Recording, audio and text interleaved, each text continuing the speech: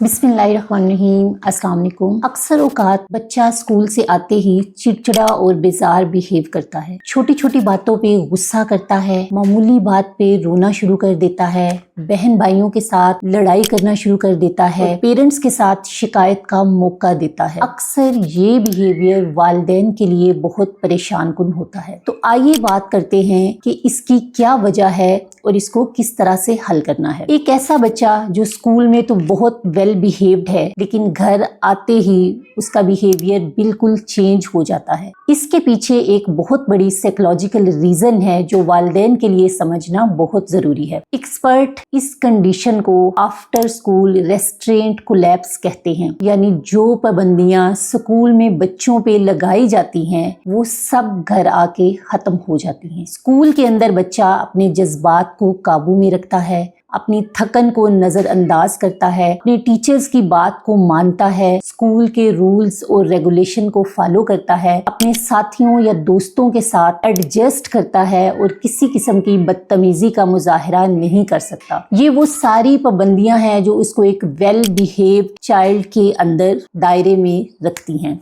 अब जैसे ही ऐसा बच्चा घर आता है जो कि उसकी एक सेफ प्लेस है जहां उसे हर तरह से कबूल किया जाता है, तो वो जो सारी पाबंदियां एक प्रेशर की तरह उसके अंदर मौजूद थी वो एक गुस्से की शक्ल में, थकावट की शक्ल में, चिड़चिड़ेपन की शक्ल में अपने बहन भाइयों के साथ, अपने वालिदैन के सामने अपने इस प्रेशर को रिलीज करके अपने जज्बात को निकालता है। ये कंडीशन बिल्कुल इस तरह से है जिस तरह हम ऑफिस में एक बहुत ही मसरूफ दिन गुजार के आते हैं और घर आते ही कोई छोटी सी बात हमारे सब्र को खत्म कर देती है।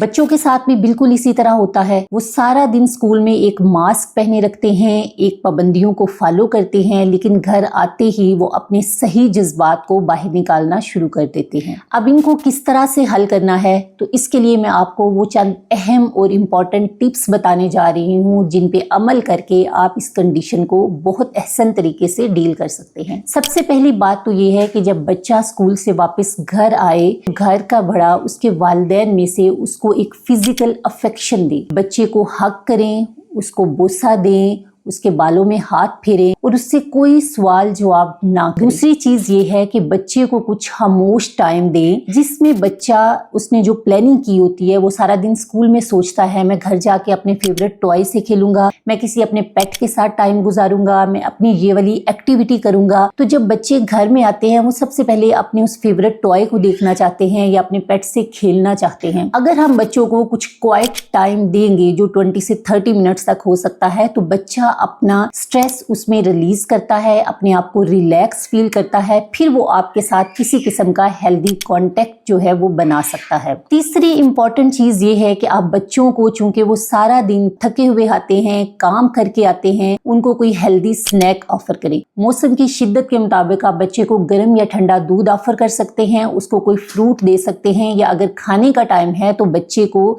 सेहतमंद खाना खिलाएं। उसके बाद बच्चे का मूड जो है वो खुशगवार हो जाएगा जब उसका एनर्जी लेवल स्टेबल होगा। पांचवी और अहम चीज ये है कि हम अपनी डिस्कशन को थोड़ा सा डिले रखें। हम पेरेंट्स बच्चे से पूछना चाहते हैं कि उसका स्कूल में टाइम कैसा गुजरा, उसकी टीचर ने उसको क्या कहा, उसका पेपर कैसा हुआ, बच्चे का दोस्तों के साथ कोई मसला मसाइल तो नहीं हुआ। तो ये सारे जवाब आपको बच्चा तब दे सकता है जब वो अच्छे मूड में होगा, जब वो रिलैक्स होगा। तो हमें वेट करना चाहिए कि बच्चा जो है वो कंफर्टेबल हो जाए, उसका एनर्जी लेवल स्टेबल हो जाए, रिलैक्स हो जाए, फिर आप अपने ये सारे क्वेश्चन उससे पूछ सकते हैं। छठी एक और इम्पोर्टेंट चीज ये है कि हम अपने बच्चों की रूटीन फिक्स करें। जब बच्चे को पता होगा कि उसने आके कुछ टाइम रेस्ट करना है, उसके होमवर्क का टाइम क्या है, उसकी एक्टिविटी या स्पोर्ट का टाइम क्या है, बच्चे के स्क्रीन टाइम कब स्टार्ट होता है, कब खत्म होता है, जब बच्चे को इन सब बातों का पता होगा तो वो अपनी रूटीन को बहुत अच्छे तरीके से फॉलो करेगा और अपने स्क्रीन टाइम या अपने हैप्पी टाइम का जो है वो पेशेंटली वेट भी करेगा। स्कूल और उसके बाद का गुस्सा बच्चों के लिए एक बहुत नॉर्मल सी चीज है, लेकिन अगर हम इसको एक हेल्दी अप्रोच के जरिए डील करें और बच्चों को अंडरस्टैंड करें तो जो हमारा पेशेंस और अंडरस्टैंडिंग है वो बच्चों के लिए उनकी इमोशनल हेल्थ को एक बहुत स्ट्रॉन्ग बुनियाद फराहम कर सकती है। उम्मीद है आपको ये चंद टिप्स जो हैं वो पसंद आए होंगे। अगर आपका इसके बारे में कोई क्वेश्चन है या